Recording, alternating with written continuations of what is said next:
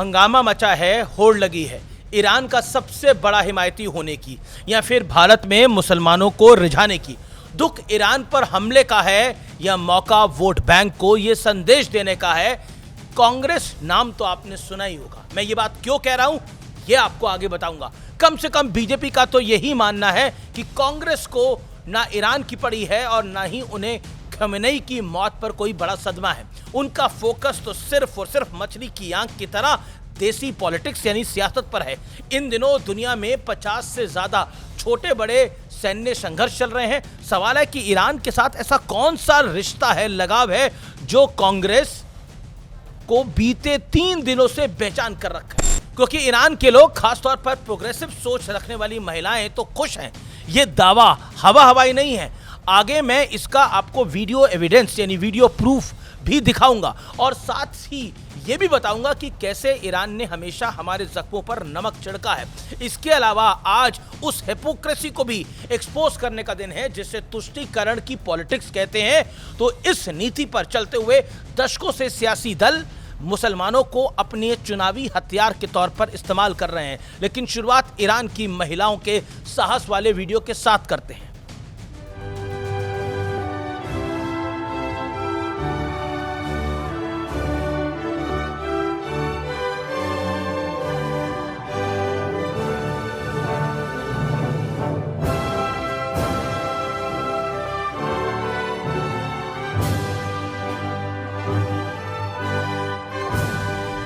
नमस्कार, सत्य और तथ्य में आज मैं बात करूंगा पोल खोल की। और ईरान की सबसे बड़ी पोल तो खुद ईरानी महिला फुटबॉलर्स ने ही खोल दी। ऑस्ट्रेलिया में एशिया कप फुटबॉल मैच से पहले ईरान की इस्लामिक शासन वाला राष्ट्रीय गीत बजा, लेकिन इन सारी लड़कियों ने, इन सब खिलाड़ियों ने इस दौरान खामोशी के साथ खड़े रहना सही समझा। ये मौन पूरी दुनिया को सबसे बड़ा शक्तिशाली संदेश है। ये मौन बताता है कि इनके लिए खमेनी के अंत के क्या मायने हैं। वो अयतुल्ला खमेनी जिसकी विचारधारा के कारण ये महिलाएं दशकों से जानवरों की तरह रहने को मजबूर हो गई। आपको ये तस्वीर याद होंगी। इस महिला का नाम महसा अमीन है। इसे 2022 में खमेनी की विचारधारा वाले शासन ने तड़पा कर पीट कर इसलिए मार डाला था क्योंकि महसा खुली हवा में सांस लेना चाहती थी। वो पुरुषों के समान बराबरी से जीना चाहती थी। उसे हिजाब गुलामी की सबसे बड़ी निशानी लगती थी। उसने विरोध किया और मारी गई। आज इन महिला खिलाड़ियों के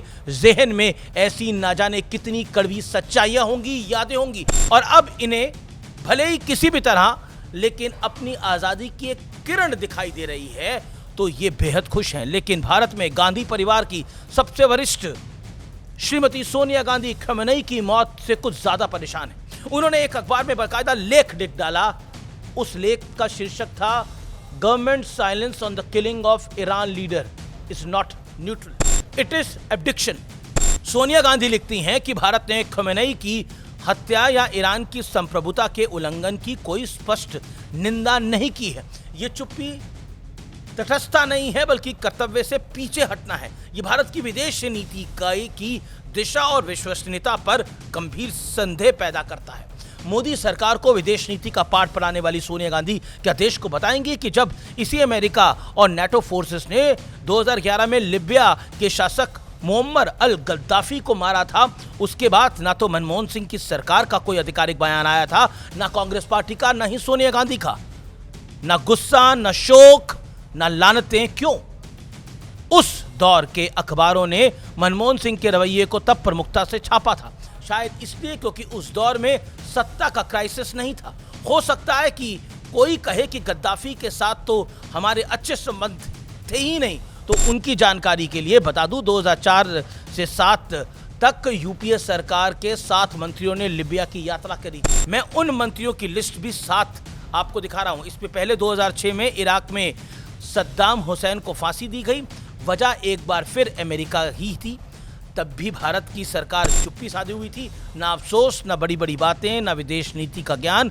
पूर्व विदेश मंत्री नटवर सिंह इस बात से बेहद नाराज थे कि मनमोहन सिंह और सोनिया गांधी के दौर में कांग्रेस पार्टी ने सद्दाम को फांसी दिए जाने की निंदा तक नहीं की। ये बात मैं अपने मन से नहीं बोल रहा, ये सब उस दौर में छपे अखबारों में लिखा है।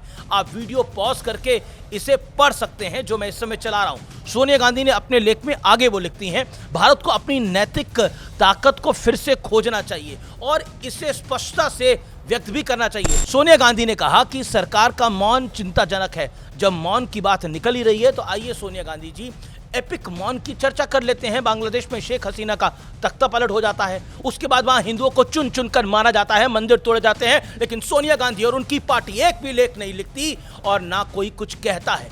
गाजा पर लिखा था लेख, लेकिन फिलिस्तीन पर लिखा था, ईरान पर भी लिख डाला, लेकिन बांग्लादेश में हिंदुओं पर सन्नाटा क्यों? क्योंकि वो हिंदू थे। उन्हें कौन पूछता है?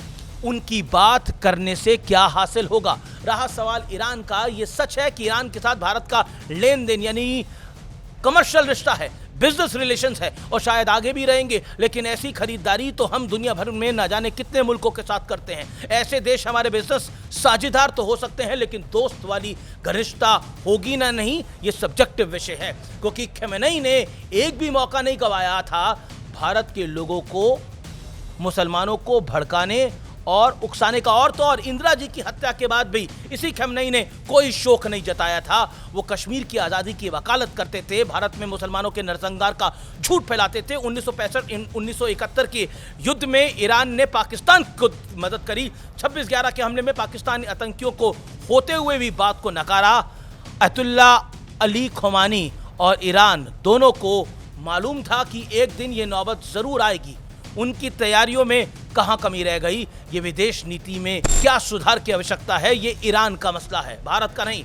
हमारी अपनी हजारों समस्याएं हैं, बेहतर होगा हम उन पर फोकस करें। लेकिन सबकी जानकारी के लिए बता दूं कि भारत सरकार का आधिकारिक स्टैंड क्या है।